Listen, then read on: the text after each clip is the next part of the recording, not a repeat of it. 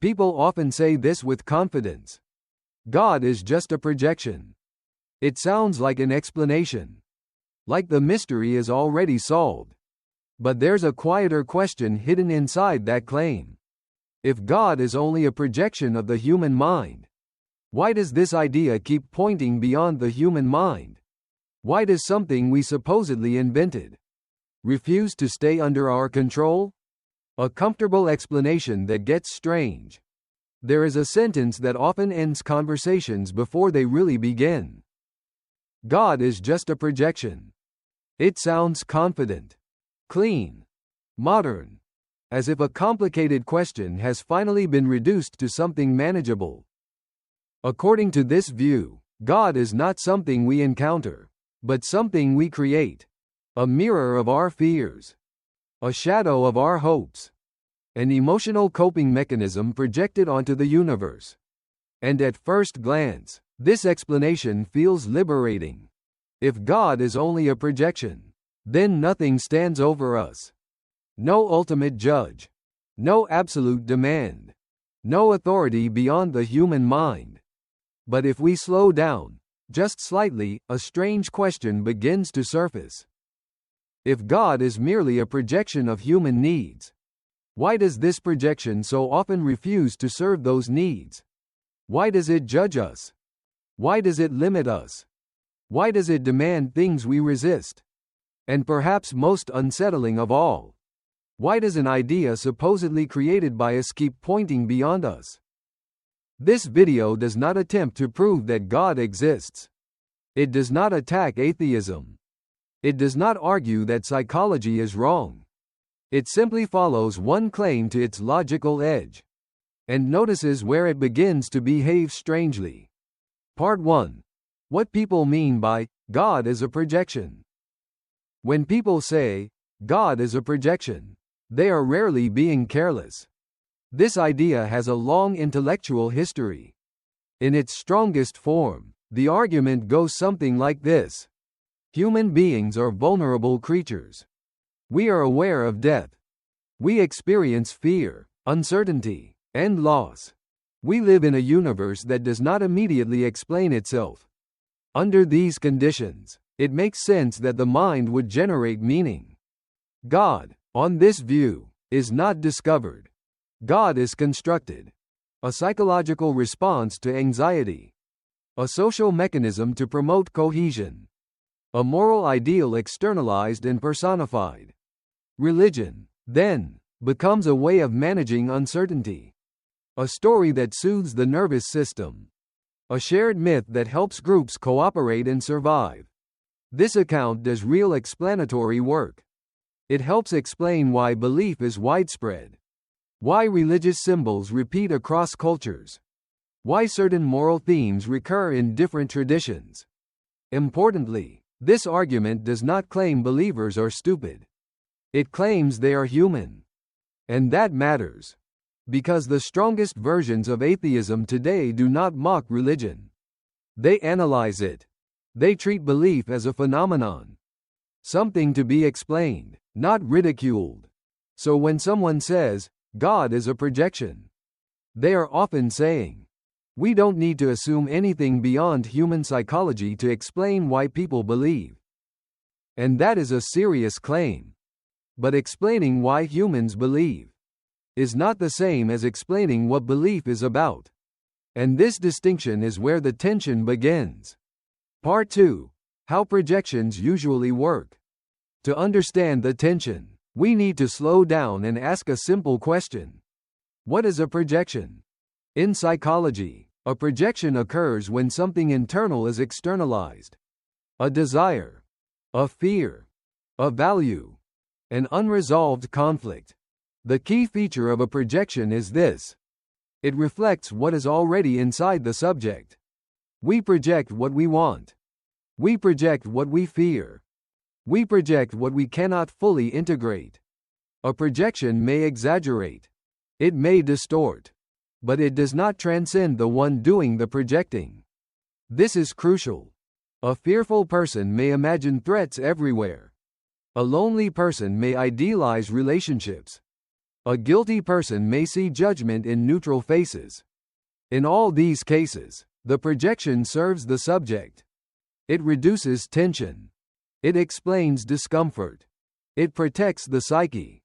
Even when projections are unhealthy, they still make psychological sense. They remain human-sized, which raises an important expectation. If God is a projection, we should expect God to reflect human needs. God should affirm us. God should comfort us. God should adjust as our values change. In other words, a projection should be manageable. But this is not what we observe. Part 3. The strange direction of the God projection. Across cultures and centuries, the concept of God tends to be associated with a specific set of ideas. Not just power, not just mystery, but things like absolute truth, unconditional moral obligation, infinite worth, a standard that does not bend. These are not neutral ideas. They are demanding. They impose limits. They confront desires. They challenge instincts. And here is where the oddity appears. If God were merely a psychological comfort mechanism, why would this projection so often make us uncomfortable? Why would it expose guilt rather than erase it? Why would it demand sacrifice rather than indulgence? Why would it judge behavior rather than justify it? Projections, by definition, should ease tension. Yet the God concept frequently increases it. People resist it, argue with it, run from it, attempt to soften it. This is a strange outcome for a mental invention. We do not normally invent ideas that persistently accuse us. So the question quietly sharpens.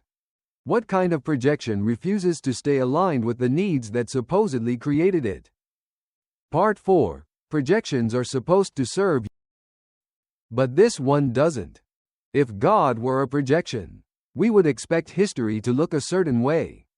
We would expect God to evolve smoothly alongside human preferences, to grow more permissive as societies liberalize, to affirm whatever values dominate at the time. But religious history tells a more complicated story. Again and again, people attempt to reshape God, to revise moral demands, to reinterpret uncomfortable teachings, to eliminate aspects that conflict with cultural norms. And yet, something resists. Not all beliefs change at the same pace as preferences. Some demands persist precisely because they are inconvenient. This creates an odd inversion. Instead of humans fully controlling their projection, they often feel controlled by it. They wrestle with it. They argue with it. They attempt to escape it. This is not how fiction behaves. A story bends when its author bends. An invention serves its inventor. But the God concept frequently behaves as though it stands over the human will. Which raises an uncomfortable possibility. Either this is the strangest projection humanity has ever produced, or the projection model is incomplete. Part 5. The evolutionary problem. Many contemporary explanations add evolution into the picture.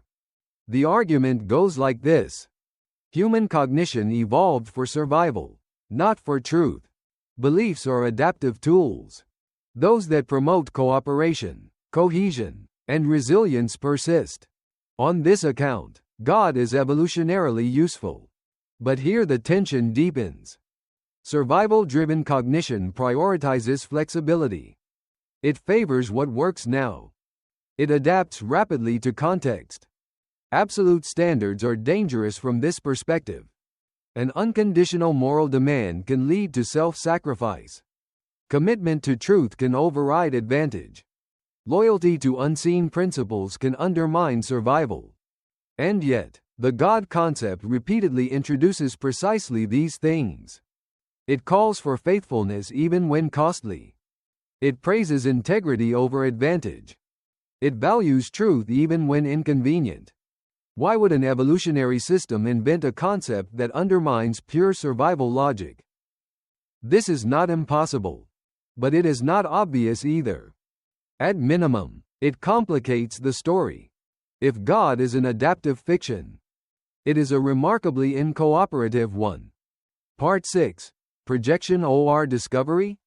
There is another way to approach this puzzle. Instead of asking whether God is real, we can ask how the idea behaves. Some ideas are clearly invented. They are adjustable, disposable, useful until they are not. Other ideas feel discovered. They confront us, limit us, constrain our thinking. Mathematical truths behave this way. Logical principles behave this way. Moral insights often behave this way. We do not feel free to redefine them at will.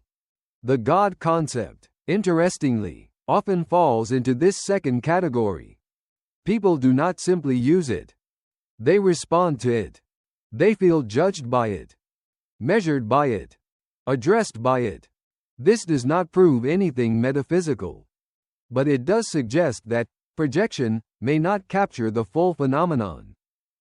At the very least, it does not behave like a simple psychological artifact. Part 7. This is not an argument that proves God. It is important to pause here. Nothing in this video proves that God exists. That is not the goal. Atheism remains a viable position. Psychological explanations remain valuable. Skepticism remains reasonable. The point is narrower. The claim, God is a projection, carries hidden assumptions. It assumes that human cognition can generate concepts that transcend its own limits. It assumes that survival-oriented minds can invent absolute standards. It assumes that comfort-driven projections can produce discomforting demands. These assumptions are rarely examined. They are simply taken for granted. And that is where the tension lies. Part 8. Why this question matters. Why does any of this matter? Because how we explain God shapes how we explain ourselves. If God is merely a projection, then truth becomes negotiable. Morality becomes provisional. Meaning becomes optional. But if the God concept consistently exceeds our control, if it resists being reduced to comfort, then it may be pointing to something deeper about human consciousness itself. Perhaps the real mystery is not why people believe in God. Perhaps the mystery is why we cannot stop reaching beyond ourselves. Conclusion. A quiet reversal. So we return to the original claim. God is just a projection. It sounds like an ending. But maybe it is a beginning. Because once we follow the idea carefully, another question quietly emerges. If God is a projection, why does it refuse to stay human-sized? Why does it judge its creators? Why does it demand more than we want to give? Why does it point beyond us, again and again? This video does not answer those questions. It simply leaves them open. And sometimes, an unanswered question tells us more than a confident conclusion ever could.